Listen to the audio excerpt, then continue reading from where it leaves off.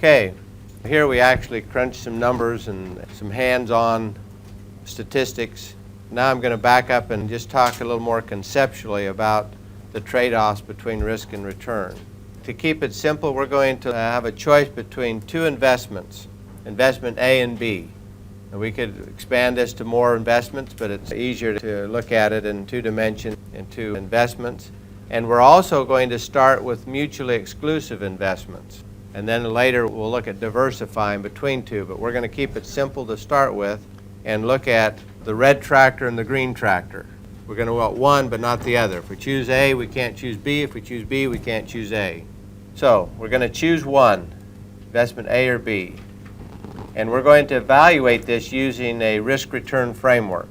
And what we're going to do is we're going to have risk on the vertical axis, and we're going to have the expected profit on the horizontal axis. And we're going to have an investment.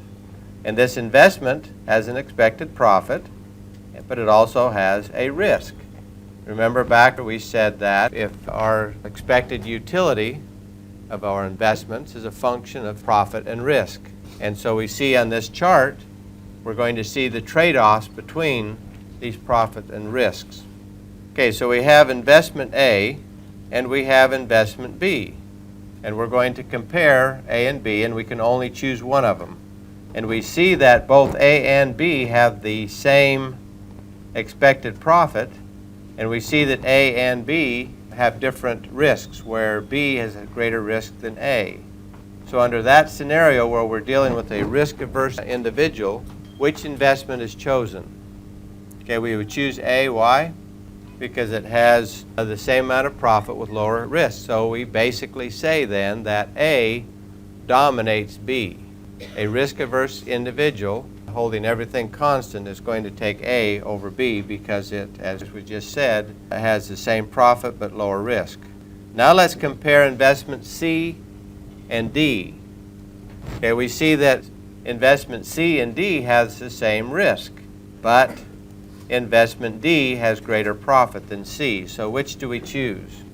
Okay, we choose D, and we can say then that D dominates C because it has greater profits with the same amount of risk. So any risk-averse individual would choose D over C.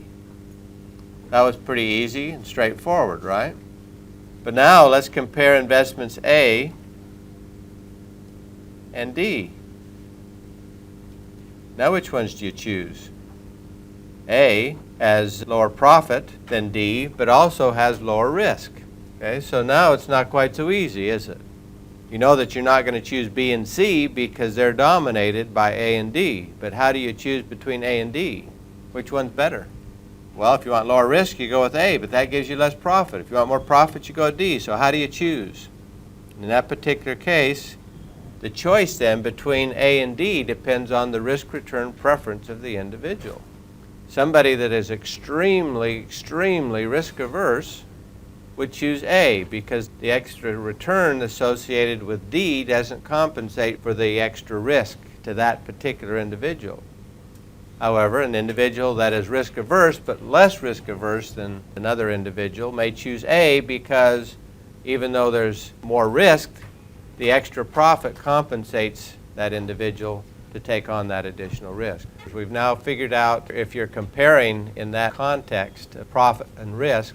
What was the fourth statistic that we talked about? You had the mean, the variance, the standard deviation, and the coefficient of variation. So you would probably look at the coefficient of variation to get a comparison of whether there was a lot more risk associated per dollar of return. Okay, if we look at this in this discrete number of investments, A, B, C, and D, those A, B, C, and D are referred to as the feasible set because all four of those investments are available to the investor. However, only A and D are the efficient set because they dominate the other two in that set. You would never choose B and C because they are dominated by A and D. So only two rise to the top, and it's A and D, and they're called the efficient set. Just some new terminology.